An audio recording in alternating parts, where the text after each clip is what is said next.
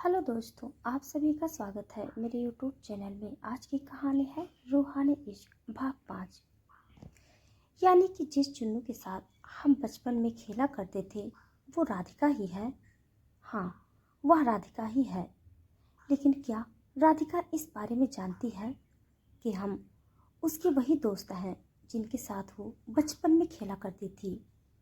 हम एक साथ कितनी मस्ती करते थे, हमेशा सारा टाइम एक दूसरे के साथ बिताते थे। नहीं, मुझे नहीं लगता कि राधिका को ये सब पता है, क्योंकि जब हमें ही इस बात का अब पता चल रहा है तो उसके पास तो इस बात का कोई क्लू भी नहीं है। शिविन, मुझे तो इस बात का विश्वास ही नहीं हो रहा है कि हमें हमारी चुन्नू वापस मिल गई है। और तुम्हारी और चुन्नू की दोस्ती तो काफ़ी स्ट्रांग थी। इस बात से मुझे काफ़ी हैरानी हो रही है, लेकिन उसके साथ साथ खुशी भी हो रही है। पता नहीं अब राधिका को इस बात का पता चलेगा तो उसका क्या रिएक्शन होगा।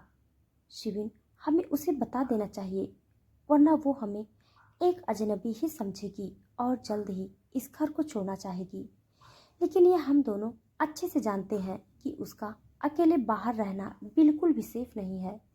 सबसे पहले हमें राधिका के बारे में यह जानना होगा कि आखिर उसके साथ ऐसा क्या हुआ जिससे वो इस शादी से भागने पर मजबूर हो गई, क्योंकि इस बात को सिर्फ राधिका ही हमें बता सकती है। बाकी कितनी भी कोशिश करने, लेकिन हम नहीं पता लगा पाएंगे। और 2 दिन बाद उसका बर्थडे भी है। तुम्हें याद है ना कि हम उसका बर्थडे हमेशा कैसे सेलिब्रेट करते थे। लेकिन पिछले 20 सालों से हम ना ही एक दूसरे से मिले हैं और ना ही एक दूसरे की शक्ल देखी है। लेकिन जुन्नू अभी भी बिल्कुल वैसे ही है। हमारे साथ उसका व्यवहार बदला है या नहीं, इस बात का तो तब पता चलेगा जब उसे इस बात का पता चलेगा कि हम बचपन वाले दोस्त हैं। तुम सही कह रहे हो, वो अभी भी बिल्कुल वैसी ही है, मासूम सी शक्ल। लेकिन अभी हमारी जिम्मेदारी है कि हम उसे खुश रखें, क्योंकि आंटी के जाने के बाद वो शायद अकेली हो गई होगी और उसके साथ कुछ ऐसा हुआ ही होगा कि वो अपनी शादी से भागी। अब वो बिल्कुल अकेली है और उसका ख्याल भी हमें ही रखना होगा। तुम इस बात की चिंता मत करो, तुम बस किसी भी तरह उसे घर में रहने दो। वो घर से बाहर नहीं जानी चाहिए। सिविन कुछ सोचते हुए बोला, लेकिन कैसे रोकूं, यह बात समझ नहीं आ रही। देखो शिविन, अभी हम उसे ये बात डायरेक्टली नहीं बता सकते। सबसे पहले हमें यह करना होगा कि हमें उसे बात का एहसास दिलाना होगा कि हम उसके अच्छे दोस्त हैं। वो हमारे पास सेफ फील कर सकती है और हमें अपने दिल की बात बता सकती है। एक बार दोबारा फिर हमें उसे अपना दोस्त बनाना होगा। तुम सही कह रहे हो, हमें उसे जॉब के सेलिब्रेशन के लिए घर पर पार्टी देंगे, सरप्राइज पार्टी। ईशान सिविन को चिढ़ाते हुए बोला, वैसे देख लो, बाकी सबके लिए तुम हेडलेस माफिया हो और एक खड़ूस इंसान, लेकिन जुन्नू के लिए तुम कितने स्वीट बन रहे हो। मैं अपनों के लिए स्वीट ही होता हूँ मिस्टर ईशान। ईशान हंसते हुए बोला, आप चलो घर के लिए निकलते हैं, क्योंकि राधिका के जाने का भी टाइम हो रहा है।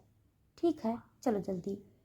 इधर राधिका मन में सोचती हुई बोली, मेरे ऑफिस का पहला दिन कितना अच्छा रहा और मुझे एक अच्छा दोस्त भी मिल गया। बस अब मुझे अच्छी तरह से मेहनत करनी होगी। शिविन और ईशान दोनों ही इस बात से काफ़ी खुश थे कि उन्हें उनकी बचपन की दोस्त चुन्नू मिल गई है, लेकिन राधिका इस बात से अनजान थी।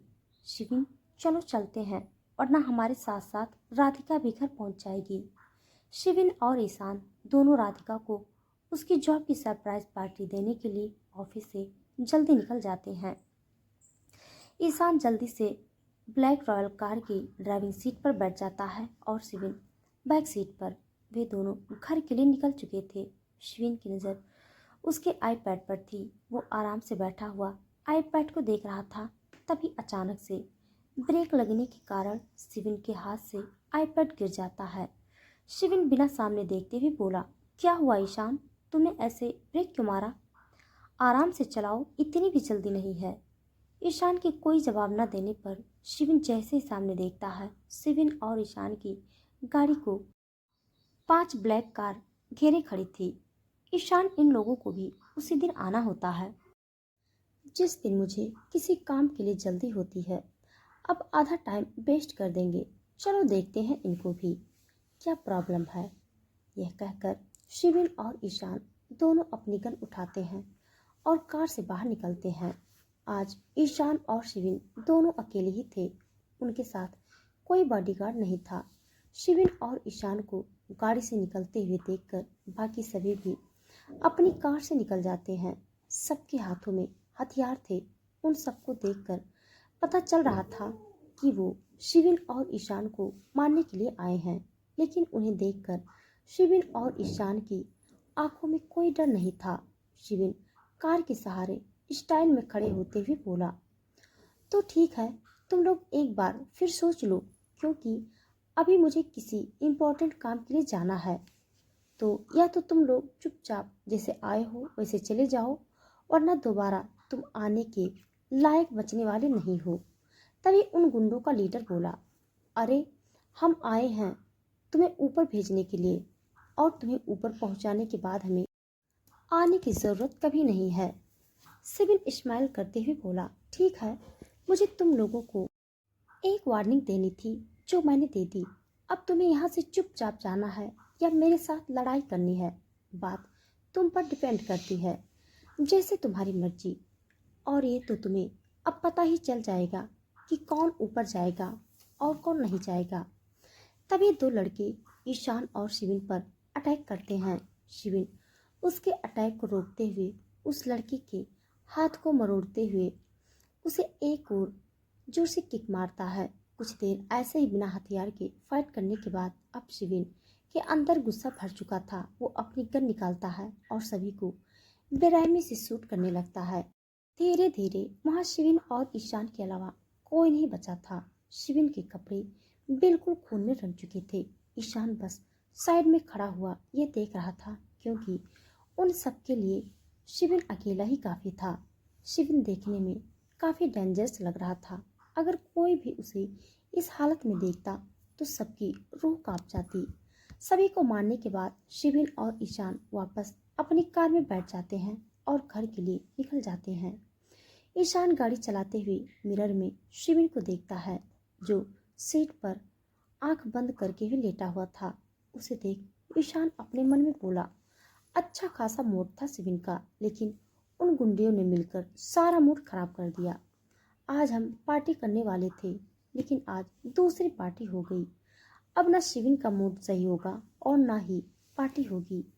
राधिका इस वक्त ऑफिस से आ चुकी थी। कुछ देर बाद शिविन की कार रघुवंशी मेंशन में आकर रुकती है। शिविन कार से उतरकर सीधा घर में चला जाता है। इस वक्त हॉल में राधिका और रमा जी साथ में बैठी हुई थी। रमा जी राधिका की तरफ देखते हुए बोली, और मैम, आपका आज का ऑफिस का पहला दिन कैसा रहा? राधिका स्माइल करते हुए रमा से बोली, आज का दिन तो काफ़ी अच्छा। राधिका इतना ही बोल पाई थी, तभी उसकी नज़र बाहर से आ रहे शिविन पर पड़ती है, जिसकी वाइट शर्ट खून में रंगी हुई थी और आधी शर्ट बाहर निकली हुई थी। उसके हाथ में उसका कोट था। देखने में वो काफ़ी डेंजरस लग रहा था, क्योंकि शिविन के हाथ और मुंह पर भी खून लगा हुआ था। शिविन के पीछे पीछे ईशान भी था। राधिका और रमा जी दोनों शिविन को देखते हुए अपनी जगह पर खड़ी हो जाती हैं। राधिका तो शिविन को देखते ही डर गई थी और हैरान भी थी उसे इस तरह देखकर। शिविन चुपचाप सीधा अपने रूम में चला जाता है। ईशान रुककर एक नज़र राधिका को देखता है और वो भी शिविन के पीछे उसके रूम में चला जाता है। राधिका हैरान होते हुए वापस सोफे पर बैठते हुए बोली, रमा जी, ये सब क्या है? रमा राधिका को देखते ही पहचान गई थी कि वो काफ़ी हैरान और डर चुकी है। वो उसके कंधे पर हाथ रखते हुए बोली, बेटा, हमें तो इन सब की आदत है। हमने आज पहली बार शिविन साहब को एक ऐसे ही नहीं देखा है। ये अक्सर इसी तरह ही घर आते हैं। हमारे लिए ये कोई बड़ी बात नहीं है। इंसान जितने बड़े ओहदे यानी पोजीशन पर होता है, उसके दुश्मन भी उतने ही होते हैं। शिविन साहब इतने बड़े बिजनेसमैन हैं और माफिया भी, इसीलिए बहुत से लोग हैं जो उनके जानी दुश्मन बने हुए हैं। आज भी कोई मिल गया होगा और ये उन्हें ही मारकर आ रहे होंगे। राधिका ये सुनकर बिना कुछ कहे वहां से अपने रूम में चली जाती है। राधिका सीधा अपने रूम में जाकर बेड पर बैठते हुए बोली। राधिका अपने सर पर हाथ रखते हुए बोली, ये सब क्या हो रहा है? मैं ऐसे इंसान के घर में रह रही हूँ जिसकी जिंदगी में हर रोज मैल होते हैं और वो मर्डर है। उसकी जिंदगी खून से रंगी हुई है। राधिका शिविन को इस तरह खून से लथपथ हुए देख हैरान और डरी हुई थी। जब रमा जी ने उसे बताया ये तो राधिका के अलावा बाकी सबके लिए बड़ी ही आम सी बात है शिविन को इस तरह देख, क्योंकि बाकी सब शिविन के साथ काफी सालों से रह रहे हैं, लेकिन राधिका तो कुछ दिन पहले ही शिविन से मिली है। राधिका अपने रूम में बेड पर बैठते हुए बोली, एक खूनी के साथ एक ही छत के नीचे रह रही थी जो पता ही नहीं कितने लोगों की जान लेता है, और मैं इतनी बेवकूफ़ कैसे हो सकती हूँ जो उसे एक अच्छा इंसान समझ रही थी। लेकिन अब मैं जान चुकी हूँ कि वो एक खूनी है और मैं अकेले रह सकती हूँ, लेकिन एक खूनी के साथ नहीं। मुझे जल्द ही यहाँ से निकलना होगा, कहीं मैं यहाँ कैद ना हो जाऊँ। और अगर उसका मुझे अपने घर में लाने का कोई और मकसद हुआ तो, इसके पीछे अगर उसकी कोई चाल हुई तो, नहीं नहीं, मैं उसका शिकार नहीं बन सकती हूँ। मैं पहले ही अपने घर वालों से परेशान होकर घर से भागी थी। अब मैं दोबारा फिर उसी तरह जाल में फंस चुकी हूँ। लेकिन अब मैं सुबह ही यहाँ से निकल जाऊंगी, और वैसे भी मैंने उस सिविन को बताया ही था कि मैं जल्द यहाँ से जाने वाली हूँ। हाँ, मुझे यहाँ से जाना होगा। अब मैं यहाँ एक पल और नहीं रह सकती। ये कहकर राधिका जल्दी से उठती है और अपनी पैकिंग करने लगती है। वो काफ़ी डरी हुई थी और यह बात उसके शब्दों में अलग ही नज़र आ रही थी। लेकिन राधिका, तेरे पास तो कहीं रहने के लिए पैसे भी नहीं हैं। एक काम करूंगी, सुबह ऑफिस में जाती हूँ, एडवांस में अपनी सैलरी ले लूंगी, उसके बाद कोई रहने की जगह ढूंढ लूंगी, क्योंकि चाहे कुछ भी हो जाए, मुझे किसी भी तरह कहीं भी रहना पड़े, लेकिन मैं यहाँ बिल्कुल भी नहीं रहने वाली हूँ। सुबह का वक्त, राधिका घर से जाने के लिए सुबह जल्दी उठ जाती है ताकि वो शिविन के उठने से पहले ही घर से निकल जाए। राधिका रेडी होकर अपना बैग उठाती है और चुपचाप हॉल में आ जाती है। इस वक्त हॉल में कोई नहीं था। राधिका धीमी आवाज में अपने आप से बोली, अच्छा है कि इस वक्त हॉल में कोई नहीं है, और खास करके वो हार्टलेस इंसान। राधिका धीरे से वहां से निकलने ही वाली थी कि तभी राधिका को एक आवाज सुनाई देती है। उसे सुनते ही उसके कदम वहीं रुक जाते हैं। कहाँ जा रही हो इतनी सुबह सुबह, वो भी इस तरह चोरी छुपे? राधिका ये सुनते ही धीरे से पीछे मुड़कर देखती है। तभी उसकी नज़र शिवेन पर पड़ जाती है, जो इस वक्त सामने सोफे पर बैठे हुए राधिका को ही घूर रहा था। शिवेन राधिका के कोई जवाब न देने पर दोबारा फिर बोला, मैंने तुमसे सवाल पूछा है, न कि मुझे घूरने को कहा। तो बताओ कि तुम इतनी सुबह, वो भी सबसे छुप कर कहाँ जा रही हो? राधिका को उसे देखते ही कल वाली बात दोबारा फिर याद आ जाती है। अब उसे शिवन को देखते ही डर लगने लगा, लेकिन फिर भी वो हिम्मत करके बोली, अब मेरी जॉब लग चुकी है और अब मैं आपके घर में और नहीं रह सकती, इसीलिए मैं यहाँ से जा रही हूँ। शिविन डेविल स्माइल के साथ बोला, ओह, तो तुम ये घर छोड़कर जा रही हो? शिविन राधिका के सामने खड़े होते हुए बोला, तुम बिना मेरी परमिशन के इस घर को छोड़कर जाने के बारे में सोच भी कैसे सकती हो? मैं अपनी लाइफ के डिसीजन खुद ले सकती हूँ, और मैं ये डिसाइड करूँगी कि मैं कहाँ कब रहूँगी, और इस बात से मुझे आपसे परमिशन लेने की कोई ज़रूरत नहीं है। मैंने तो कहा ही नहीं कि तुम्हारी लाइफ मेरी है, तुम अपने डिसीजन खुद ले सकती हो, लेकिन तुम भी अच्छे से जानती हो कि तुम इस घर में आई भी मेरी मर्जी से थी और जाओगी भी मेरी मर्जी से। उस वक्त मैं मजबूर थी, लेकिन इस वक्त मैं मजबूर नहीं हूँ, तो आप मुझे इस घर में रहने पर मजबूर नहीं कर सकते हैं। इसीलिए बेहतर ये होगा कि आप मुझे चुपचाप यहाँ से जाने दें और मुझ पर अपना हुक्म चलाने की कोशिश मत कीजिए। सिबिन वापस सोफे पर बैठते हुए बोला, देखो, मैं तुम्हें सिंपल सी बात बता रहा हूँ कि तुम यहाँ से मेरी मर्जी से जाओगी, बगैर मेरी परमिशन के तुम यहाँ से एक कदम बाहर नहीं रख सकती हो। और अब तो फिर भी तुमने सबसे छुपकर इस घर से जाने की कोशिश की है। मैं तुम्हारी इन्फॉर्मेशन के लिए बता देता हूँ कि रघुवंशी मेंशन में हर कोई कदम नहीं रख सकता, और अगर कोई एक बार यहाँ आ जाता है तो वह यहाँ से बाहर अपनी मर्जी से नहीं बल्कि मेरी मर्जी से जाता है। तो अब तुम चुपचाप अपना बैग अपने रूम में जैसे लेकर आई थी वैसे ही लेकर जाओ। मुझे आगे कोई बकवास नहीं सुननी है। राधिका को शिविन पर इस वक्त बहुत गुस्सा आ रहा था। वो शिविन के पास गुस्से में जाकर बोली, तुम होते कौन हो मुझ पर हुक्म चलाने वाले? मुझे यहाँ से बाहर जाने के लिए तुम्हारी परमिशन की ज़रूरत नहीं है। तो तुम भी एक बात समझ लो कि होती होगी सबको तुम्हारी परमिशन की ज़रूरत, इस घर से नहीं।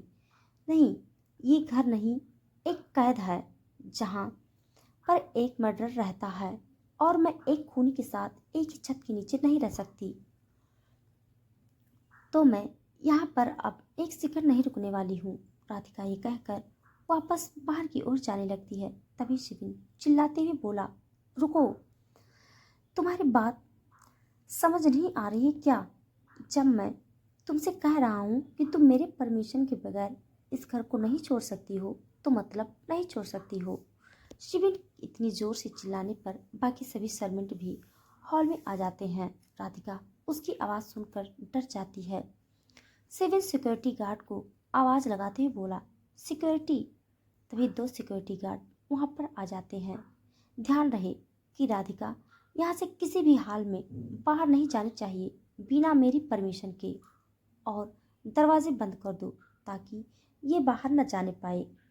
राधिका परेशान होते हुए बोली, आप मुझे इस घर में रहने पर मजबूर क्यों कर रहे हैं? आप यहाँ मुझे किस हक से रोक रहे हैं? शिविन कोल्ड टोन में बोला, इस घर का मालिक होने के हक से। अब मुझे परेशान करना बंद करो और चुपचाप बिना कोई नाटक किए अपने रूम में चली जाओ, वरना मुझसे बुरा कोई नहीं होगा। तो मुझे मजबूर मत करो, वरना तुम्हारे साथ वो होगा जो तुम सोच भी नहीं सकती, क्योंकि तुम कितनी भी कोशिश कर लो तुम यहाँ से नहीं जा पाओगी, और तुम्हारे लिए यही अच्छा होगा कि चुपचाप वापस रूम में जाओ और मज़े करो। राधिका चिल्लाते हुए बोली, आपसे बुरा कोई हो भी नहीं सकता। आप एक इंसान के रूम में राक्षस है, राक्षस। शिविन राधिका की बात पर कोई रिएक्ट नहीं करता और चुपचाप बैठकर न्यूज़पेपर पढ़ने लगता है। यह देखकर रमा राधिका के पास आती हुई बोली, मैम, आपके लिए अभी यही अच्छा होगा कि आप चुपचाप अपने रूम में चली जाएं, वरना अगर साहब को गुस्सा आ गया तो पता नहीं वह आपके साथ क्या कर बैठे। राधिका इस शिविन का कल का रूप देख ही चुकी थी, तो वह चुपचाप वापस अपने रूम में चली जाती है। लेकिन अब उसके मन में शिविन के लिए नफरत भर चुकी थी। ईशान भी यह सब होते हुए चुपचाप खड़े होता हुआ देख रहा था। राधिका के वापस रूम में जाने के बाद सभी सर्वेंट दोबारा अपने अपने काम में बिजी हो जाते हैं। ईशान अपने मन में सोचते ही बोला, शिविन राधिका के साथ ऐसा क्यों कर रहा है? क्या वो उसे यहाँ रोकने के लिए यह सब कर रहा है? नहीं, जिस तरह वो अभी राधिका पर चिल्ला रहा था उसे ऐसा लगता है तो नहीं है, लेकिन ऐसे अचानक क्या हो गया? यह जानता तो है कि राधिका जिन्नू है, लेकिन फिर भी ऐसा कैसे? अपने मन में चल रहे सवालों को दूर करने के लिए ईशान शिविन के पास बैठते ही बोला, शिविन, यह सब क्या था? तू जुन्नू के साथ ऐसे क्यों बात कर रहा है? हाँ, मैंने तुझे कहा था कि तुझे किसी भी तरह उसे इस घर में रखना है, लेकिन इस तरह नहीं कहा था कि वो तुझसे नफरत ही करने लगे। ईशान की बात सुनकर शिविन सीरियस टोन में बोला, ईशान, शायद तुम्हें भूल रहे हो कि जुन्नू मेरी दोस्त के साथ साथ और कुछ भी थी, और अगर तुम यह भूल गए हो तो मैं ये याद दिलाने वाला बिल्कुल भी नहीं हूँ, क्योंकि ये बात मुझे याद है। तुम भले ही 20 साल पहले हुए इस इंसिडेंट को भूल सकते हो, लेकिन मैं नहीं भूल सकता। मुझे आज भी वो पल याद है। आखिर क्या हुआ था 20 साल पहले, जिससे शिविन ये जानने के बाद भी कि राधिका उसकी बचपन की दोस्त है, फिर भी उसके साथ ऐसा बिहेव कर रहा था। जानने के लिए आप सब मेरे साथ बने रहिए। मेरी कहानी आप सबको कैसे लग रही है कमेंट बॉक्स में ज़रूर बताइएगा। तब तक के लिए धन्यवाद।